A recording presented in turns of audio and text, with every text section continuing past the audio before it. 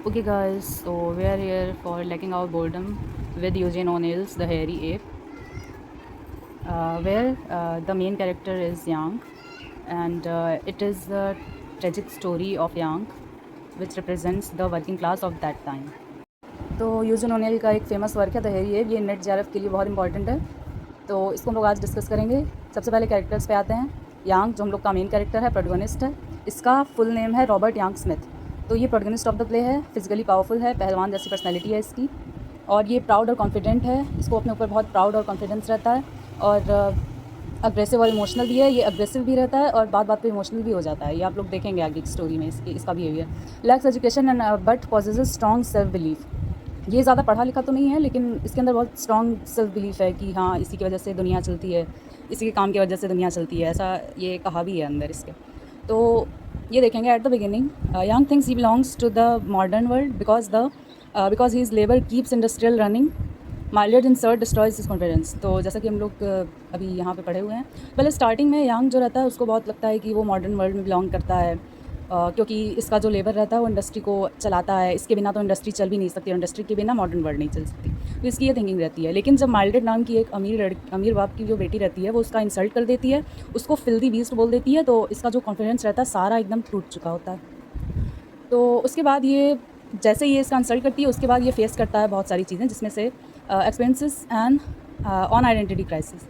तो मतलब कि ये आइडेंटिटी क्राइसिस का एक्सपीरियंस करता है। तो इसमें हम लोग एग्जिस्टेंशियलिज्म और एक्सप्रेशनिज्म वाला टॉपिक भी पढ़ेंगे इसमें। फील्स एलियनेटेड फ्रॉम सोसाइटी, ये मतलब एलियनेटेड मतलब कि आइसोलेटेड, सबसे रिजेक्ट होना, उसी का ये second part, I mean synonym है। तो इसको लगता है कि ये कहीं से भी बिलोंग नहीं करता। सर्च फॉर ए बिलोंगिंग, ये 2-3 जगह जाता है, बहुत जगह। पहले ये जाता है अपने वर्कर्स के पास, तो वहाँ से रिजेक्ट हो जाता है। तो फिर वहाँ ये प्राइजन में जाता है, फिर एक IWW ऑफिस जाता है, वहाँ से रिजेक्ट हो जाता है। तो ये सब मतलब ends in despair and death, और फिर लास्ट में इसका एक ट्रेजिक डेथ हो जाता है। ये हम लोग का ट्रेजिक एंडिंग है इसमें, ये ट्रेजिडी है, इसको हम ट्रेजिडी कह सकते हैं। तो इंपॉर्टेंस है, ये पूरा हम लोग अभी यांग के बारे में पढ़ रहे हैं क्योंकि वो मेन कैरेक्टर है। तो Yank represents the modern industrial worker. ये मॉडर्न इंडस्ट्रियल वर्कर है, तो ये मॉडर्न इंडस्ट्रियल वर्कर को रिप्रेजेंट करता है कि उस वक्त कैसे वर्कर्स को वर्किंग क्लास को कैसे क्लर्जीज बिहेव करते थे उनके साथ। और ही ऑप्रेस्ड वर्किंग क्लास, नहीं, द ऑप्रेस्ड वर्किंग क्लास। तो जो वर्किंग क्लास थी उनको ऑप्रेस्ड मतलब दबाया जाता था कैसे, तो ये इसमें दिखाया है यूजीन ओनेल ने। ह्यूमैनिटीज़ सर्च फॉर आइडेंटिटी, और सर्च फॉर आइडेंटिटी, ये अपने आइडेंटिटी के सर्च में जो जाता है, ढूंढता है अपना identity. He is the both victim of industrial capitalism and tragic hero. ये इंडस्ट्रियल कैपिटलिज्म का एक विक्टिम भी रहता है, उनके द्वारा मतलब परेशान किया हुआ बहुत, और एक ट्रेजिक हीरो भी है। तो ये मेन कैरेक्टर है हम लोग का, तो ट्रेजिक हीरो है। तो सेकंड कैरेक्टर है हमारी माइल्डेड डॉगलास। ये स्टील मैन्युफैक्चरर की बेटी रहती है और अपर क्लास को रिप्रेजेंट करती है। बहुत सोचती है कि वर्कर्स कैसे अपनी लाइफ जीते हैं, कैसे, तो इसको बहुत क्यूरियोसिटी रहती है इन सब चीज़ों की। और नेव एंड इनसेंसिटिव, ये बहुत ही इनसेंसिटिव रहती है। और नेव का मतलब होता है कि किसी को कुछ भी बोल देना बिना ये सोचे कि सामने वाले के ऊपर कैसा असर आएगा। और कॉल चैंग हेरी यांग को ये फिल्दी बीस्ट बोलती है, हेरी एप बोलती है। ट्रिगर्स यांग्स आइडेंटिटी क्राइसिस, ये आइडेंटिटी क्राइसिस को ट्रिगर कर देती है यांग के। मतलब इसके सब कुछ बोलने के पहले वो बहुत कॉन्फिडेंट रहता है, और जैसे ही ये कुछ भी इसको हेरी एप बोलती है तो उसका आइडेंटिटी एकदम क्राइसिस, मतलब एकदम उसका कॉन्फिडेंस एकदम टूट जाता है, एकदम लो हो जाता है। सिम्बलाइजेस क्लास प्रेजुडिस, ये क्लास प्रेजुडिस को सिम्बलाइज करती है। इससे हमारा पैडी ओल्ड आयरिश सेलर, ये बोट का, ये शिप का सबसे बूढ़ा सेलर रहता है, वाइस एंड एक्सपीरियंस। ये बहुत समझदार रहता है, और इसको पास्ट का बहुत याद आता है अपने, बहुत ये सोचता है कि पहले की लाइफ बहुत अच्छी थी, और इंडस्ट्रियलाइजेशन को क्रिटिसाइज़ करता है। ये पहले शिप के डेक के ऊपर काम कर चुका रहता है, तो इसको फ्रीडम क्या है और ह्यूमन डिग्निटी क्या है इसका मतलब पता रहता है, वैल्यू। और ये ट्रेडिशनल वैल्यूज़ को भी रिप्रेजेंट करता है। और नेक्स्ट हमारा लॉन्ग फॉलोज टू वर्कर। ये भी एक वर्कर रहता है, और ये पॉलिटिकल नॉलेज इसको थोड़ी रहती है, और ये सोशलिस्ट आइडियाज़ को सपोर्ट करता है। तो यहाँ पे थोड़ा सा मार्क्सिज़म भी हम लोग थोड़ा सा देखने के लिए मिलता है हम लोग को, मार्क्सिज़म के इफ़ेक्ट्स। और ये सोशलिस्ट आइडियाज़ को सपोर्ट करता है, ये कैपिटलिज्म को क्रिटिसाइज़ करता है। और tries to explain class conflict to Yank, ये यांग को क्लास कॉन्फ्लिक्ट समझाने का कोशिश करता है, लेकिन यांग इसको चुप करा देता है, ऐसा अभी हम लोग आगे पढ़ेंगे। ये वर्किंग क्लास के कॉन्शियसनेस को रिप्रेजेंट करता है। और लास्ट में हम आ जाएंगे द गोरिल्ला। ये appears in the final scene, ये हमारे फाइनल सीन में दिखता है, मतलब लास्ट में गोरिल्ला दिखता है हम लोग को, और प्रिमिटिव नेचर को सिंबलाइज़ करता है ये। नेक्स्ट हम पढ़ेंगे gorilla appears in final scene. ये फाइनल सीन में दिखता है हम लोगों को। सिम्बलाइजेस प्रिमिटिव नेचर लाइक जो जल्दी बदले ना, हमेशा से ही रूढ़िवादी कह सकते हैं इसको। ये रूढ़िवादी के नेचर को सिम्बलाइज करता है। Brings the hairy ape image in imposed on Yank. तो मतलब कि जब हेयरी एप ऐसा कहा जाता है तो ऐसा मतलब सब सोचते हैं कि हाँ ये गोरिल्ला कह रही है इसको, सीधा सीधा मतलब बाल से भरा हुआ जानवर, हाईलाइट्स यांग्स कंप्लीट एलियनेशन। तो ये जो लास्ट में जब इससे भी वो रिजेक्ट हो जाता है, एलिनेट हो जाता है, तो मतलब वही दिया हुआ है इसमें कि यांग का लास्ट एलियनेशन यही रहता है, उसके बाद तो मर जाता है। लास्ट है माइल्ड्रेड की आंट। माइल्ड्रेड की गार्जियन रहती है माइल्ड्रेड, और ये इसकी आंट ही, ये दोनों ही शिप के डेक पे रहती हैं, और उसको उसी पे नीचे जाने का मन करता है कि देखने का कि जो नीचे वर्कर्स हैं वो कैसे काम कर रहे हैं। प्रोटेक्टिव एंड प्रैक्टिकल, ये प्रोटेक्टिव और प्रैक्टिकल रहती है। वो मना भी करती है कि मत जाओ, तुम्हारे लिए सही नहीं, लेकिन वो नहीं मानती, वो बात अलग है। Disapproves of Mildred's visit to the stoke hole. वही मतलब जो मना करती है वो उसके माइल्ड्रेड की विजिट को कि नीचे मत जाओ। Represents conventional upper class attitude. तो मतलब कि वो ऐसा कहती है ना कि अरे ये बहुत गरीब लोगों के बीच मत जाओ, ये वैसे वैसे, तो वही ये है लास्ट वाला पॉइंट। तो लोग आते हैं इंट्रोडक्शन पे। Hairy ape is a play of Eugene O'Neill, first published in 1922। ये यूजीन ओनेल का प्ले है, first published in 1922। It tells the story of a young a proud coast shoveller on a ship. He believes he strength makes him important. तो ये एक proud coast शोवेलर की story है, जो जिसको लगता है कि उसका जो स्ट्रेंथ है वही उसको इंपॉर्टेंट बनाता है। His world shatters in a rich woman terrified by his look calls him a filthy beast. तो उसकी जो दुनिया वो तबाह हो जाती है एक तरह से, उसको एकदम लगने लगता है कि सब खत्म हो गया है, वो भटकने लगता है इधर उधर। जो कि एक रिच वुमन रहती है माइल्ड्रेड, उसके लुक्स से काफ़ी टेरिफाइड हो जाती है और उसको फिल्दी बीस्ट बोल देती है और बेहोश भी हो जाती है यहाँ तक कि। तो अगर आपको कोई फिल्दी बीस्ट बोले और बेहोश हो जाए देख के, तो कितना बुरा लगेगा, कितना ख़राब लगेगा। Yank then journeys from the ship to the city trying to find his place. तो फिर उसके बाद वो शिप से सिटी जाता है अपना प्लेस जानने के लिए कि मैं कहाँ से बिलोंग करता हूँ। एकदम उसको मतलब अपने पर्सनैलिटी पे, अपने हर चीज़ पे शक होने लगता है, ऐसा type. But he is rejected by every one, the rich, the law and even the other workers. तो द रिच यहाँ पे रिप्रेजेंट करते हैं, ये माइल्ड्रेड को, कि वो तो उसको फिल्दी बीस्ट बोल दी। द लॉ हम लोग को मतलब द लॉ रिप्रेजेंट करता है IWW वाले वर्कर्स को, मतलब एजेंसी को, और इवन अदर वर्कर्स। तो और भी जो वर्कर्स रहते हैं वो भी इसको रिजेक्ट कर देते हैं। तो Eugene O'Neill story is a powerful and tragic look at a man who feels lost in the modern world. तो ये जो सीन वन है ये स्टार्ट होता है द शिप्स फर्नेस रूम से। तो the play starts in the room where the ship's fireman called stokers live. ये जो वर्कर्स हैं इनको स्टोकर्स कहते हैं इस पूरे प्ले में। They work shovelling coal into the ship's hot furnaces. ये कोल शवल करते हैं शिप के हॉट फर्नेसेस से। The room is like a cage, noisy and wild with the man drinking and shouting. तो मतलब कि वहाँ का जो माहौल होता है ना, वो एक जैसे दिखाया गया है कि वर्किंग क्लास को कैसे कैसे जगह पे कैसे कैसे इन्वायरमेंट में काम करना पड़ता है। तो इसका बहुत ही अच्छा यूजिन ओनेल ने रिप्रेजेंटेशन किया है। तो the room is like a cage, वो जो कमरा है बहुत ही अंधेरा सा है, बहुत केज जैसा है, जेल जैसा है, और बहुत नॉइजी और वाइल्ड भी है। वो जो वर्कर्स हैं वो बहुत शोर करते हैं, बहुत हूटिंग, ये शोर शराबा, बहुत वाइल्ड ऐसे बिहेव करते हैं, और ड्रिंकिंग एंड शाउटिंग, मतलब दारू वारू सब पीते रहते हैं। Yank is the strongest and most important man there. तो जो यांग होता है वो एज अ लीडर ऐसे मतलब सबको वो लीड प्रोवाइड करता है, ऐसा कि ऐसे करो, वो तुम ऐसे करो, तुम ये करो, वो करो। He sits quietly well the others make noise. तो वो एक जगह बैठा रहता है। ये सीन ऐसा है कि वो एक जगह बैठा हुआ है और बाकी के लोग सारे शोर मचा रहे हैं। Finally he tells them to be quiet. तो वो मतलब ऐसा कहता है कि शांत रहो, मैं कुछ सोच रहा हूँ, मुझे कुछ सोचने दो। तो जो बाकी के लोग होते हैं जो शोर कर रहे होते हैं वो उसका मजाक उड़ाने लग जाते हैं कि ये सोच रहा है, मतलब थिंक, आर यू थिंकिंग, मतलब ऐसे मतलब तो मजाक उड़ाने लगते हैं।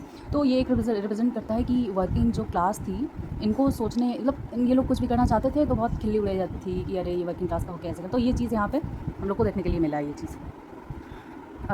One man sing a song about a woman waiting for him at home, he says the ship is there only home. तो मतलब कि वहीं पे एक वर्कर रहता है, एक मैन रहता है, वो गाना गाने लग जाता है अपनी वाइफ के लिए कि वो मेरा वेट कर रही है, मतलब एक फॉक टाइप का सॉन्ग ऐसे ही मतलब वो गाने लगता है। फिर वहीं पे लॉन्ग स्पीच। तो जो लॉन्ग कैरेक्टर में पढ़ा था इसके पहले, तो वो एक स्पीच देता है। तो वो स्पीच में ऐसे क्या रहता है, drunk stoker name long hairs यांग।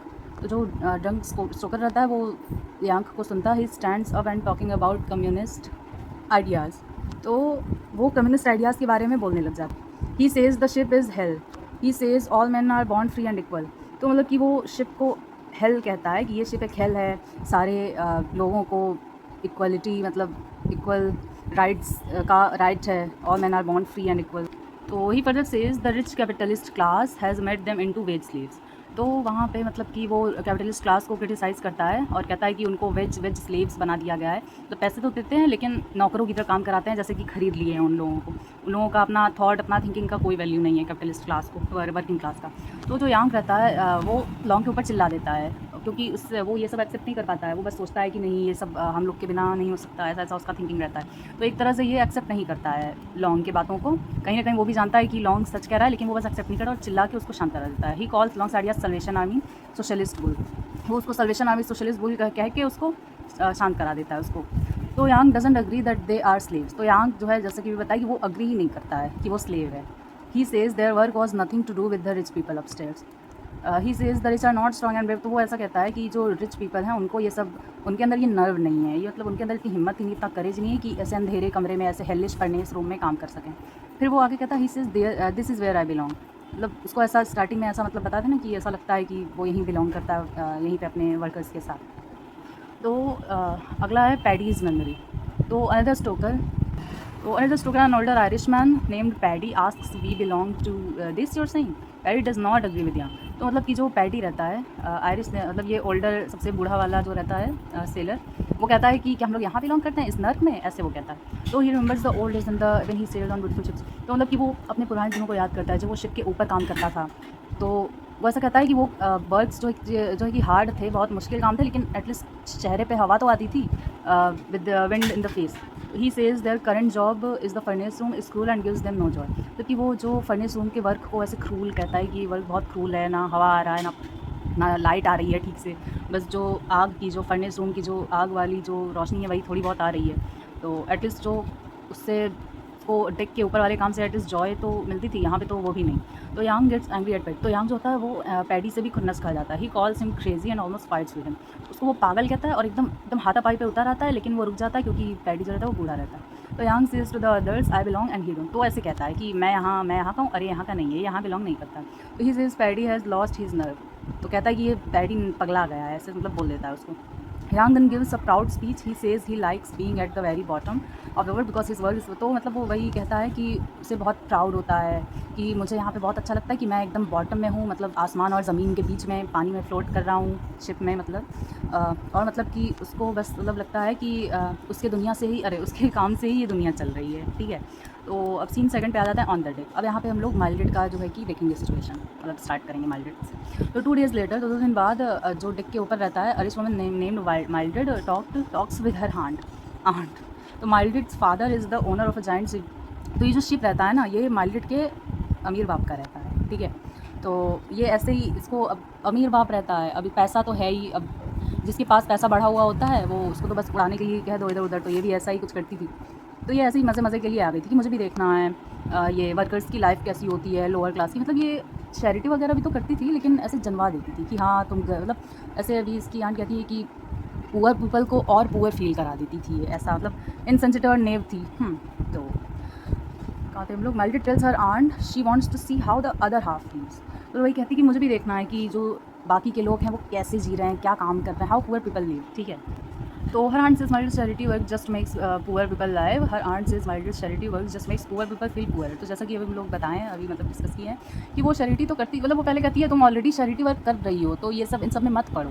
और कहती है कि तुम जस्ट पुअर पीपल को और पुअरर फील कराती हो, लेकिन माइल्डेड कुछ सुनती ही नहीं। He says she wants to be some use in this world. तो ऐसा कहती है कि I want to be some use in this, मतलब कि इस चीज़ का खैर। तो she feels empty. She says her family's wealth and steel has left her with no strength no energy for her own. मतलब कि कहती है कि अब पैसे वगैरह तो है ही मेरे पापा के पास, तो मुझे कुछ ना कुछ तो करना ही है, मैं बोर नहीं हो सकती, ऐसा ऐसा कहती है। When dad I just shared to visit the engine room. तो इंजन रूम में जाने का इज़्ज़त करती है। तो उसकी आंट मना करती है, लेकिन ये लड़की एकदम मानती ही नहीं है। An engineer comes to take Mildred below.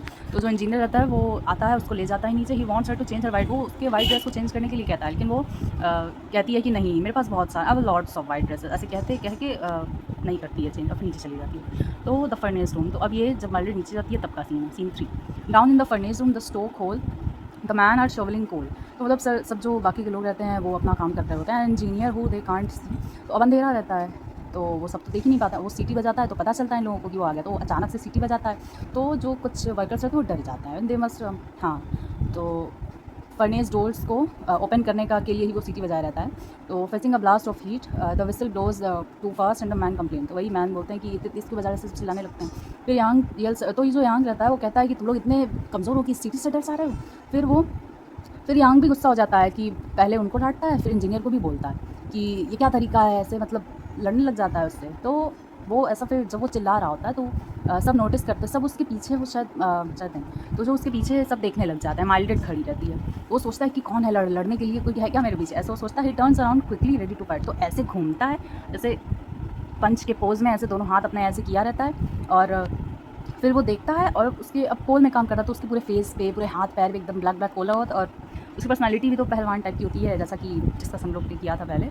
तो वो जो माइल्डेड रहती है वो डर जाती है, ठीक है। वो देखता है कि वो माइल्डेड है, तो वो तो माइल्डेड को देख के नॉर्मल हो जाता है, लेकिन वो डर जाता है। स्टेज डायरेक्शन सेज, तो अब स्टेज से आवाज़ आती है कि as she looks at his gorilla face she utters a low choking cry and shrinks away, putting both hands up before her eyes to shut and the side of his face. तो मतलब कि जैसे ही वो देखती है उसके gorilla जैसे face को, वो एक बहुत ही अटल्ट और चोकिंग क्राई, मतलब ऐसे बहुत रुंधे गले से, कि जैसे बहुत मुश्किल से ही वो बोल पा रही है, ऐसे वो देखती है और दोनों हाथ अपने ऊपर कर देती है और चिल्लाती है, take me away oh the filthy beast, कि मुझे इससे दूर ले जाओ, अरे ये कितना oh the filthy beast. And then और फिर बेहोश हो जाती है। The man carry her away, और फिर सारे लोग उसको लेके मतलब जो भी आए रहते हैं सब हट जाते हैं, हटा देते हैं उसको। और फिर जो यांग रहता है वो डीपली इंसल्टेड फील करता है, उसको बहुत बुरा लगता है। He says god damn you, ऐसे वो अपने में ही मरमर करता है, गॉड डैम यू ऐसे बोल के। फिर सीन 4 में back in the men's room, अब वापस से मेंस रूम का सीन है। Later Yank sits alone thinking, अब फिर से यांग बैठा हुआ है और सोच रहा है जो अभी जो भी कुछ हुआ। The other man are loud again, अब बाकी लोग को तो फ़र्क नहीं पड़ा क्योंकि उनको तो कोई कुछ बोला नहीं था किसी ने, अब सारे अपने में ही गुम हो गए, और ये बैठ के वही सोच रहा है। ही टेल्स देम टू, फिर से वो उन सबको शांत रहने के लिए कहता है, दे गेस व्हाट्स रॉन्ग, तो फिर वो गेस करने लगते हैं कि इसको क्या हुआ। फिर जो पैडी रहता है वो यांग के सिचुएशन को ऐसे जोक करता है, मतलब जोक करता है, उसको सरकज़म आता है पता नहीं कहाँ से। तो कहता है कि यांग इज़ इन लव, कहता है मतलब ऐसे वो मेलिड की तरफ इशारा करके कहता है कि यांग इज़ इन लव। तो यांग कहता है आई fallen in hate, get me, तो वो कहता है कि fallen in hate. Long gives others, फिर लॉन्ग कुछ ना कुछ कहता है, एक्सक्यूज़ देता है। वो कहता है कि Mildred visit shows the huge gap between the rich capitalist class and the worker, तो मतलब यही कहता है कि जो माइल्डेड का विजिट था वो हम लोगों का वो दिखाया, गैप दिखाया कि कैसे कैपिटलिस्ट क्लास होते हैं और हम लोग की क्या जगह। He says that they can vote and make change if they unite. Paddy agrees and says it was like Mildred seen a great hairy, तो जो पैडी रहता है वो ऐसा कहता है कि माइल्डेड तो ऐसा बिहेव कर रही थी जैसे कि उसने एक बहुत बड़े हेयरी एप को देख लिया जो कि जू से भागा हुआ है। तो ये जब सुनता है कि पैडी उसको हेयरी एप बोल रहा है तो वो और गुस्सा हो जाता है, और वो इसी गुस्से में ऐसे सबके सामने ऐसे कहता है कि मैं बदला लेके रहूँगा, ऐसे टू गेट रिवेंज जैसे। नेक्स्ट है फिफ्थ एवेन्यू इन न्यूयॉर्क। तो 3 weeks later long takes Yang to a very rich street in New York, fifth avenue to find melt. तो एक बहुत बड़ी पार्टी होती है, उसके 3 हफ्ते बाद जो लॉन्ग रहता है वो यांग को एक बहुत ही रिच स्ट्रीट लेके जाता है न्यूयॉर्क के, और वो होटल का नाम रहता है फिफ्थ एवेन्यू। तो मतलब ऐसा ये सब एज्यूम करते हैं कि वहाँ पे माइल्डेड ज़रूर रहेगी।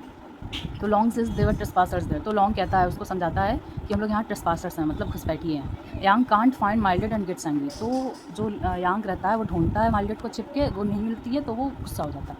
It has to start fight with rich people, तो जब माइल्डेड नहीं मिलती है लेकिन और भी अमीर लोग होते हैं वो सब इसको इग्नोर करते हैं, मतलब उसकी पर्सनैलिटी से लग रहा था कि हाँ ये वर्किंग क्लास का है, तो सब उसको ऐसे बिहेव करते हैं उसके साथ जैसे कि वो है ही नहीं यहाँ पे, तो उसको चिढ़ आने लगता है। अब ये तो पूरे के पूरे रिच क्लास से ही मतलब इसका रहता है दुश्मनी, क्योंकि माइल्डेड तो रिच क्लास थी, तो वो रिच पीपल से अपना अटेंशन सीख करने के लिए वो लड़ने लग जाता है, तो लेकिन फिर भी इग्नोर किया जाता है। तो फिर लॉन्ग जो रहता है वो देखता है इसकी हरकतों को, और वो जानता है ये रोकेगा तो वो तो रुकेगा नहीं, तो ये भाग जाता है लॉन्ग। फिर फाइनली यांग, तो ये एक रिच मैन को यांग पकड़ता है और उसको मार देता है, मुक्के से पंच कर देता है। तो फिर पुलिस आती है और उसको अरेस्ट कर लेती है। तो सीन 6 है हमारा प्राइजन। तो the next night Yank is in prison, Yank अब जेल में है।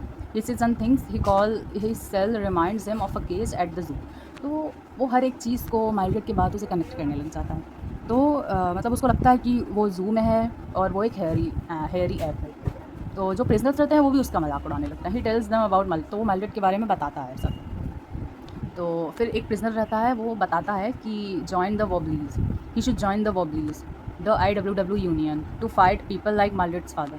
तो वो बताता है कि तुम्हें IWW यूनियन को ज्वाइन कर लेना चाहिए, माइल्ड्रेड के फादर जैसे लोगों के से ये लोग लड़ते हैं।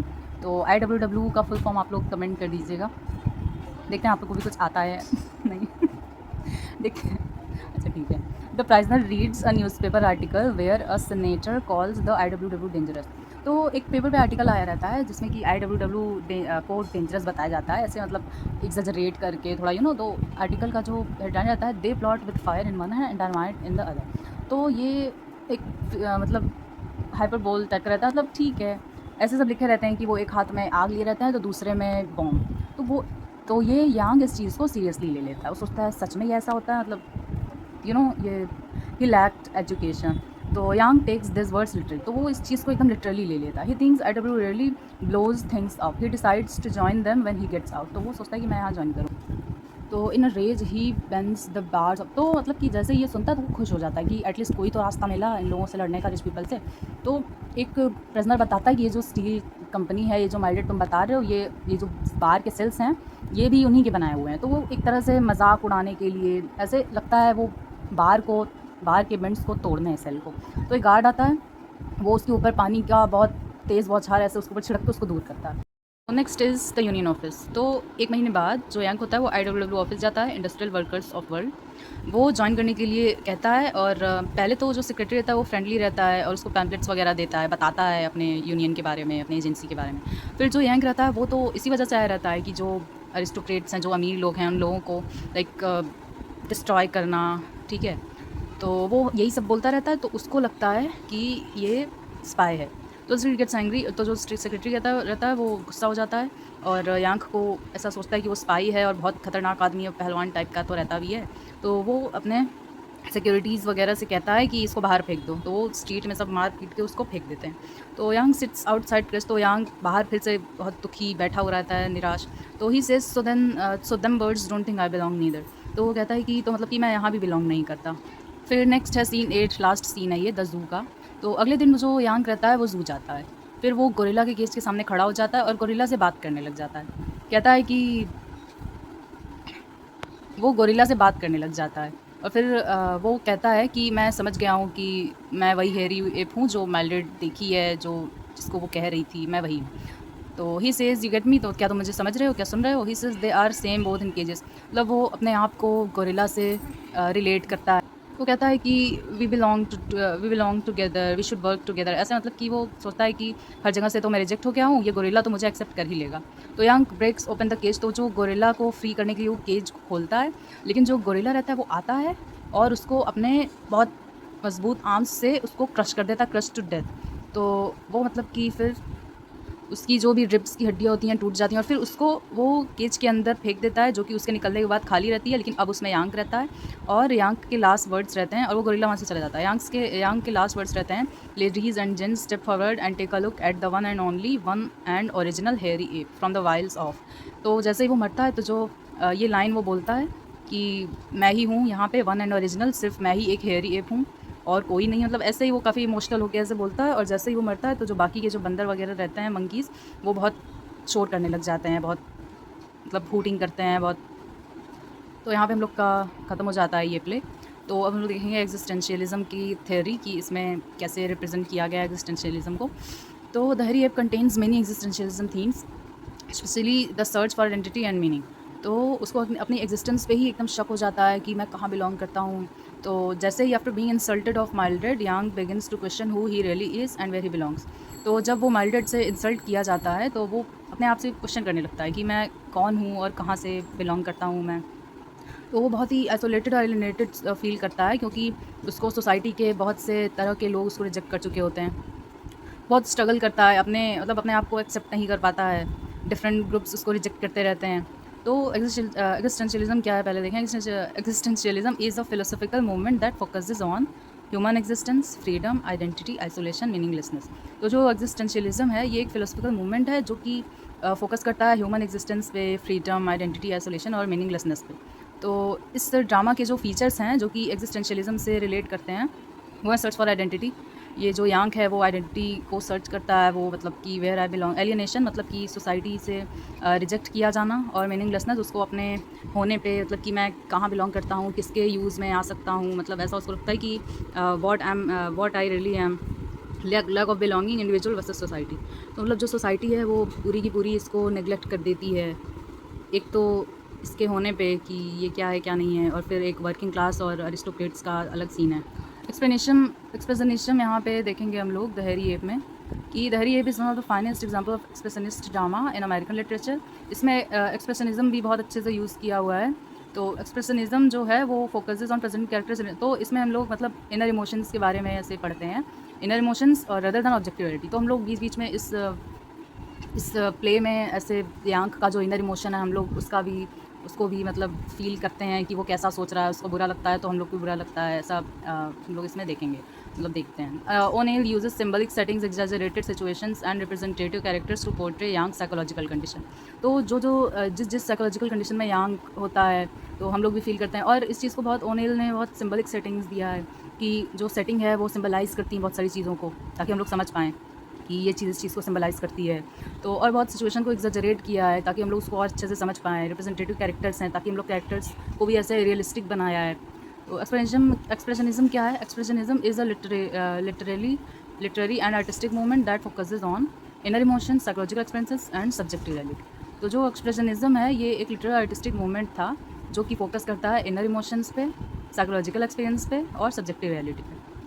तो instead of representing reality exactly as it is, expressionism presents reality as characters feel it. तो ये जो एक्सप्रेशनिज्म है ये इमोशंस, साइकोलॉजिकल एक्सपीरियंसेस, ये इन सब चीज़ों से रिप्रेजेंट करते हैं राइटर्स हम लोग के। तो features of expressionism in the play, तो डिसऑर्टेड सेटिंग्स, ये the settings are exaggerated and symbolic. तो जो सेटिंग्स है वो एग्जैजरेटेड और सिंबलिक हैं हम लोग के इसमें द हैरी एप में। तो जैसे कि द स्टोक होल को हेल ऐसे रिजेंबल किया, रिप्रेजेंट किया गया as a hill. The prison bars seem gigantic. The gorilla's cage become symbol of Yank's mental state. तो जैसे यांग अपने गोरिल्ला के केज से अपने आप के इमोशंस को ऐसे कंपेयर करता है, रिप्रेजेंट करता है उस चीज़ को writer. 10 settings refer Yank's emotions, तो वही अभी हम लोग जो पढ़े हैं ऊपर। Psychological focus, play focuses more on Yank's mental journey. अब क्योंकि वो प्रोटोगनिस्ट है तो यांग के मेंटल जर्नी पे बहुत ज़्यादा फोकस किया गया है। The audience witnesses his anger, confusion, frustration and alienation. तो उसके जो भी फीलिंग्स है बीच बीच में हम लोग भी विटनेस किए हैं, हम लोग जो ऑडियंस हैं। तो नेक्स्ट है symbolic characters. Many characters are types rather than realistic individuals. तो मतलब कि जैसे कि एग्जांपल देखते हैं, माइल्ड रिप्रेजेंट करती है अपर क्लास को, उसके नखरे हैं बहुत सारे, तो वो अपर क्लास के उस वक्त कैसे कैसे ढर रहे थे ये रिप्रेजेंट करती है। और लॉन्ग सोशलिज्म को रिप्रेजेंट करता है, और पैडी ट्रेडिशनल वैल्यूज़ को, यांग मॉडर्न वर्क। और यहाँ पे हम लोग को देखने के लिए मिल जाएगा एपिसोडिक स्ट्रक्चर। तो जो प्ले है वो एक सीरीज़ ऑफ सिंबलिक लोकेशंस को के अराउंड मूव करता है। जैसे कि पहले स्टोक होल है, फिर सेकंड है अपर डेक, नेक्स्ट है फिफ्थ एवेन्यू, फिर है प्राइजन, और फिर IWW ऑफिस, और फिर है लास्ट में जू। तो मतलब कि each setting represents a stage in Yang psychology. तो मतलब कि हम लोग जो यांग का साइकोलॉजिकल डिक्लाइन है उस पर हम लोग एक एक स्टेज पे ऐसे सेटिंग जो है रिप्रेजेंट करता है, एक एक स्टेज। मतलब हम लोग फील कर पाते हैं कि हाँ इस स्टेज पे क्या सेटिंग है, क्या रिप्रेजेंट किया जा रहा है, इस पे क्या। तो लास्ट है सोशल क्रिटिसिज्म। तो जो सोशल क्रिटिसिज्म है, expressionist drama often criticises modern society. जो एक्सप्रेशनिस्ट ड्रामा है वो मॉडर्न सोसाइटी को क्रिटिसाइज़ करती है। तो ओनिल जो है, O'Neill attacks industrialisation, capitalisation, class divisions, loss of individuality. तो जो ओनिल है वो अपने इस ड्रामा के थ्रू इंडस्ट्रियलाइजेशन पे अटैक किया है कि इंडस्ट्रियलाइजेशन कैसे वर्कर्स को खा रही है। वेज सल्वेशन ऐसे हम लोग पढ़े थे, वेज स्लेवरी, कैपिटलिज्म, और वही एरिस्टोक्रेट्स का जो है, और क्लास डिविजन्स की लोअर क्लास को ऐसे बिहेव किया जाता है उनके साथ, और अपर क्लास को कैसे। लॉस ऑफ इंडिविजुअलिटी से हम लोग सीधा सीधा यांग के सिचुएशन पे ऐसे एज एग्जांपल देख सकते हैं कि जैसे यांग के साथ बिहेव किया जाता था वैसे ही वर्किंग क्लास को बहुत ही नीचा दिखाया जाता था कि हाँ कुछ भी कर सकते हैं उनके साथ। तो यहाँ पे हम लोग का यूजीन ओनेल का द हैरी एप ख़त्म होता है। और अगर कोई भी क्वेश्चन हो तो आप पूछ सकते हैं कमेंट्स में।